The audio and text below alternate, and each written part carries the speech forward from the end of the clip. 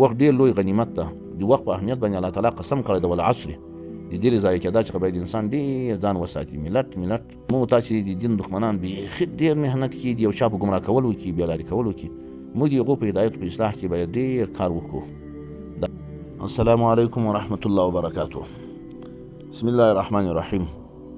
دا مدرسې په دغو شپو کې که پاکستان کې دي که په افغانستان کې دي، دغو د کلنۍ نصاب او کتابونه دا خلاصېږي. امتحانونه د بعضې ملکو بعضې مدرسو خلاصوي دي، بعضې یوه جمعه بعد دي. بیا نو طالبان تر کوچني اختره دا رخصت یا کشتۍ ورته یایي. نو دغه مولوي صاحبانو ته به صد ادب او د طالبانو ته یوه مشوره وه، هغه دا ده چې د چا قرآن کریم نه یاد او حافظه یې لږ تجربه کړي ښایي، دا باید په دغو شپو کې قرآن کریم یاد کړي. عیني صاحب رحمت بدرالدین عیني رحمت الله تعالی علیه د موږ ته د مذهب دا ډېر لوی امام، بخاري شریف باندې شرح لري، په هدایه لري، ډېر کتابونه یې لیکلي دي او ډېر لوی سړی دی د موږ ته د مذهب. د مبارک یو ځای لیکلي دي، اوس مې د ذهنه وتلي چې چیرې دي، خو دی یو مسلمان چې هر څومره لوی عالم شي چې حافظ نه وي، نو په ده باندې د لوی عالم اطلاق نه کېږي، ځکه د قرآن کریم او د علومو په مابین کې دومره ژور تعلق ده. سړی هر حدیث ګوري، هره مسله ګوري، قرآن کریم به د ده په ذهن کې بس حاضر وي، بیا ده ته بیخي ډېره ګټه رسوي د فقه او د حدیثو په زده کړو په وینا کې. نو حفظ د علم لپاره ډېر ضروري ده چې د چا په کنکریوالي پاته یا په کوچنیوالي اکثره نه یادېږي. دا کوچنیان مدرسو کې یا وهي یا خپله تښتي، بعضې مدرسو کې وهلي، بعضې خپله شوق یې نه وي، دا د کور جدایي مسافري د دې له وجې ماتې زړه ماتې ډېر وخت پرې وشي. حفظ په لویوالي ښه کېږي. ادي که طالبان یې بلکې علما په دغو شپو کې دغه دوه نیمې میاشتې پاته دي تر کوچني اختره. روزه مبارکه بیا ډېر برکت لري. په دې کې یا 3 سپارې یادې شي، هغه خپل ځان وسو طاقت د حافظې ته دې ګوري، یا 4 یا 5. بیا دا د را روان کال په دوران کې دا سلسله د حفظ موقوفه شي، دا ګردان پوخ شي، هره ورځ 3 رکوع یا 1 ربع دا تېرېږي، دا تر کال دغو شپو پورې ډېر ښه پوخ شي.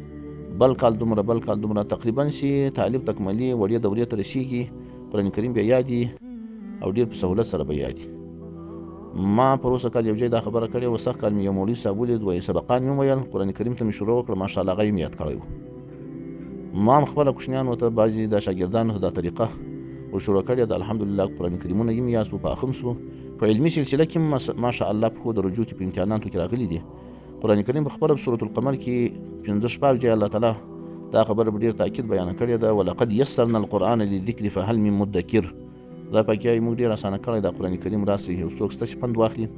امام بخاري صاحب په دې باره کې نو حدیث یو اثر نقل کړی ده، په هغې کې راخیستي دي چې حفظ یې هم یاد له دغه اسانه ده، له دغه آیات شریفه معلومېږي، که څوک یادوي، که ترجمه زده کوي، که تفسیر زده کوي، که قرأت زده کوي، له آیات شریفه معلومېږي، دا ټول اسانه دي. الله تعالی اسانه وبلل، بیا نو برکت ورسره ده. نو دې سلسله باندې شروع وشي. او که څوک د هغه سلسلې څخه فارغ وي، د طالبانو عربي ډېره کمزوري، بې علمي استعداد یې ډېر کمزوری، دا باید په دغو شپو کې د عربي ژبې د لغت یې ښه زده کړي، محاوره یې، نو دې باندې دا بعضې کورسونه ویل کېږي، 1.5 میاشت په دې باندې ډېر باید کوښښ وکړي. دا بیا د ده آینده دورو ته دغه رقم علمي خدمتو ته یو مخ ډېره فایده کړي. مدرسو کې باید د عربي نظام قوي شي او دې ته ډېره توجه پکار ده.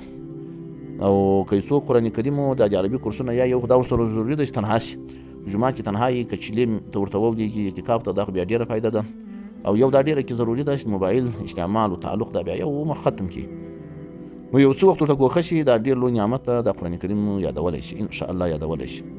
بچیانو ته یې مور یادولی شي، خپله یې یادولی شي. او بل دا ډېره ضروري ده، دا د رخصتي د ټیچانو شپې دي چې دا په غفلت کې تېرې نه شي، کوم طالبان شي مسافر یې کورو ته ولاړ شي. آیات شریف هم دا معلومیږي چې کله دا طالبان کورو ته ولاړ شي، ولینذروا قومهم، بیا به د خپل قوم، دا معنی کور کله دلته به دعوت شروع کوي. آیات شریف او بخاري شریفه کې حدیث شریف د مالک بن حویرث د یې زومه یو څو ځوانان د امام زولی ما سره ملګري وو، بیا نبي کریم صلی الله علیه وسلم ته ورغلو، یو 6 شپې هم تقریبا وکړې. بیا چې کورو ته تلو نو موږ ته یې دا وویل چې له کورو مه وځئ، واقیموا فیهم، په کورو کې شپې وکړئ، وعلموهم، کوم شیان چې لمانځه کړي دا ور وښیاست کورو کې، وصلوا کما رأیتموني اصلي، ورې داسې لمونځونه وکړئ لکه زه چې م لیدلی یم چې په مسجد نبوي کې کوم لمونځونه کوم. د دې حدیث شریف کې علما لیکلي طالبان چې په دغه رخصتي وکړي کورو ته ولاړ شي، نو بیا به منظرې تورې تګ دا به نه وي، او هغه مور پلار قریبان خوندې دا حق لري چې د دوی ته خرچه برداشتوي، د دنیا له کاره خلاص کړي. نو اول فرض دا دی دی باید هغو ته دین ورسوي، په کور کې ناظره وشروع کړي، قرآن کریم وشروع کړي، لمنځونه سنت اعمال دا ډېر ضروري دي، هر شی عملا ورسره زده کړي. د ستر باره کې دا ښځو ته مسایل بیان کړي. نو دا چې اسان دي فقه کتابونه عربي کتابونه یې نه زده کېږي، دا چې فقه الميسر دا ورشروع کړي، او فقه الميسر چې دا بیا په پښتو باندې ترجمه شوی ده، دغه رقم تعلیم الاسلام دا چې نور کتابونه دا ورشروع کړي په اسانه پښتو باندې دا ورسره زده کړي، بهشتي زیور ده. دغه چې نور د ښځو باره کې کوم کتابونه جوړ شوي دا خامخا په کورو کې ورشروع کړي. دا فرض ده، دا د هغو حق ده، له آیات شریفه معلومېږي، له حدیث شریفه معلومېږي. او دغه رقم کلي کې به سړی په معاشره کې کوشش کوي چې په مابین کې خفګانې دا ختم شي. دغه رقم دا ځوانان چې له علماو او له مسجد سره تعلق نه وي، په دې محنت وشي، کله کله ماخستن یو مجلس جوړ شي، کله یوه کوټه کې، کله بله کوټه کې، او دې ګپې او خندا وي، له دې څخه اعتراض وشي، بیا دین ته بیا څوک توجه نه کړي، په ښه توجه سره د سنتو اعمالو زده کړه. دغه رقم مثلا د لمونځ عملا سړی به رکوع دا رقم کړي، سجده به دا رقم کړي، جومات ته تګ ده، بیت الخلا ته تګ ده، خوراک څښاک ته د دغو باره کې دعاګانې دي، هغه دعاګانې پښتو زده شي، پښتو عربي خو ښه ده، خو بیا چا نه زده کېږي بیا پاتې کېږي. نو دغه سلسله په کلي کې هم شروع شي د دعوت، او دغه رقم په کور کې شروع شي. دا په طالبانو باندې د آیاتو د حدیث شریف له وجې ضروري ده. نو دې شپو کې باید دوی متوجه شي، قرآن کریمونه یاد کړي، عربي کورسونه یاد کړي، او دغه رقم مثلا کله د هغو عمر خلاص شي بیا د میراثو دوره وکړي. میراث ډېر ضروري علم ده. نبی کریم صلی الله علیه وسلم ترمذي شریف کې حدیث شریف د میراثو د زده کړې خاص تاکید کړی ده. د مبارک عید الماس زده کړي، بیا ځل دنیا ځم دا بیا تاسو ته څوک درخي. الله جل جلاله دې مو تاسو ته توفیق را په نصیب کړي، د خپل دین د خدمت او د قرآن کریم د ښه یادولو، بل ته د ورښودلو. وخت ډېر لوی غنیمت ده.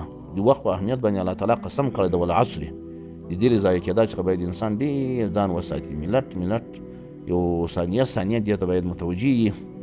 او د مو تا چې د دین دښمنان بیخي ډېر محنت کوي، د یو چا په ګمراه کولو کې، بیا لارې کولو کې. موږ د هغو په هدایت په اصلاح کې باید ډېر کار وکړو. دا د موږ د نبي کریم صلی الله علیه وسلم میراث را پاته ده، د ده دا توصیه راته پاته ده، دا باید عملي کړو. جزاکم الله خیرا. السلام علیکم ورحمة الله.